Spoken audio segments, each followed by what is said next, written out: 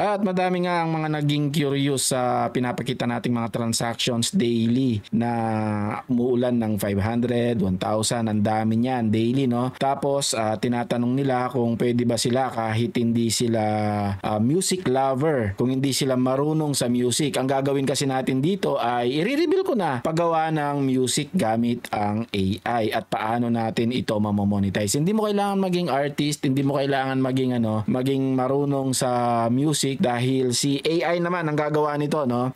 Syempre may advantage pa rin yung mga musician kasi pwede nila itong magamit sa kanilang music. Pero kung hindi ka musician, pwedeng mong magamit ito sa business, okay? Ito kagaya nito, unang-unang paggagamitan natin is ito yung client base for their business or sa kung ano man na gusto nilang paggamitan, like gusto nilang i-impress yung crush nila, gusto nilang magpagawa ng kanta para sa birthday ng anak nila, gusto nilang magpagawa ng kanta sa kung ano man yung gusto nila. Ang gagawin natin dito is gagawa muna tayo ng page which is ituturo din namin sa course na to. Paano ka makakakuha ng mga clients? Ituturo din namin which is yun yung pinaka bonus dito kasi yun mismo ang pagkuha ng mga client at saka mga mag-i-inquire sa iyo is very expensive pagka nagtanong ka sa mga ibang mga gurus, no, sa online. Nagbibigay din sila ng mga course na ganyan na napakamahal, no. Hindi man mangangalahati yung presyo namin dito. Pangkape nga lang yung sa amin eh. Yung isa pang way, kung ayaw mo naman to, ayaw ko ng ganyan, ayaw kong siyang i-business, pwede ito sa iyo kung isa kang content creator, no. Kung nagko-content ka, gumagawa ka ng mga videos, gumagawa ka ng kung ano-ano man na related sa content. Syempre, nakakatakot ang gumamit ng music ng iba. Kasi sasabihin ni Meta, libre lang yan.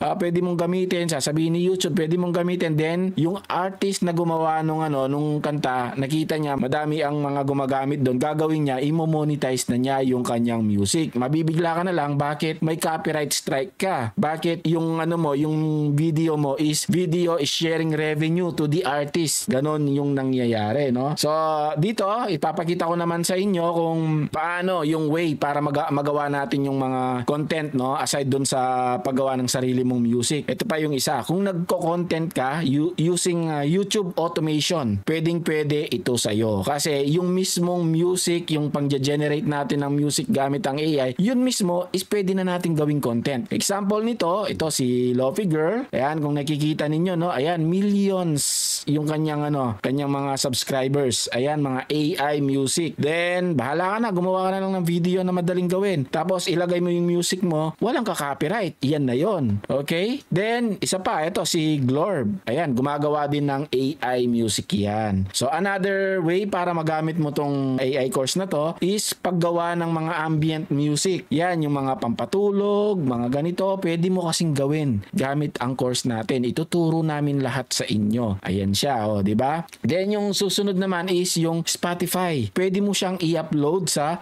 Spotify. Ituturo din namin yon, no? Magkano ba yung kita sa Spotify? Papakita ko lang sa inyo, no? Kung magkano. Ayan, per stream, nilagay ko na sa Philippines. Sa Spotify naman, ang kita natin dyan, kunwari, meron kang 10 streams, meron kang 0.01. Yung stream sa Spotify is, million. Kunwari, 10,000 na lang. So, sa 10,000 na lang na streams mo, bawi na yung binigay mong pangkape sa amin, 10,000 pa lang yan. Paano kung nag-trending, naging 100,000, di meron kang $81.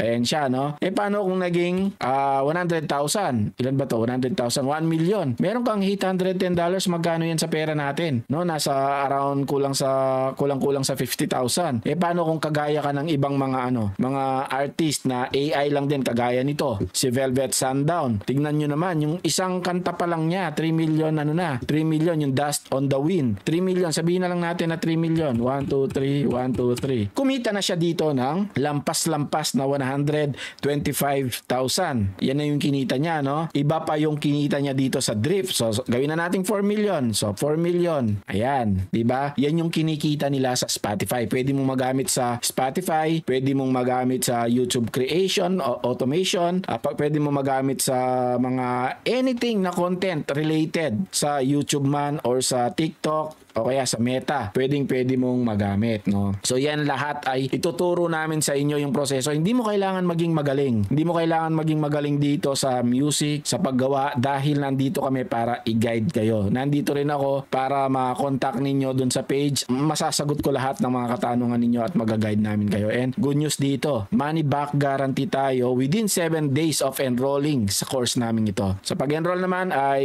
ituturo din namin sa inyo kung gusto na ninyong magsimula, no? Sobrang dali lang naman, no? Ito lang yung website natin. Ita-type nyo lang naman dkcfi.com. Tapos piliin niyo dito, dkcfi.com, piliin niyo lang is itong AI Music. So pagka nag-enroll kayo dito sa 449 na to, ibibigay na namin ng libre itong Master Facebook Ads, itong isang course na yan, no? Pagka nag-enroll ka dito, ito yung makikita ninyo. Ang gagawin mo lang is i-click mo lang buy now, at once na nakabili ka na, nakapag-enroll ka na, ito yung mga available payment natin. Nandyan, pwedeng GCash, pwedeng anything na related, at secure dyan mga tol, dahil via tayo, PayMongo tayo, no? Secure dyan, meaning yung business natin is kilala ng PayMongo. Okay? Ngayon, pagka nakapag-sign up na kayo dito, automatic may marireceive kayo sa email ninyo yung mga login. Gagamitin nyo lang naman na login dito is yung email ninyo, no? Pagka maglalagin kayo sa website, babalik lang kayo naman dito sa dkcfi.com, tapos may makikita kayong login button. Click nyo lang yung login at makakapag-login na kayo. Ayan, kasi ako naka-auto login na ako, no? Ito yung access course portal natin para ma-access natin yung course. At ito na mismo yung course. Huwag kayo mag-alala sa password, isi-send yan sa ninyo, sa email ninyo. Laging meron tayong verification. Yan mismo yung password, yung mga verification code na yan.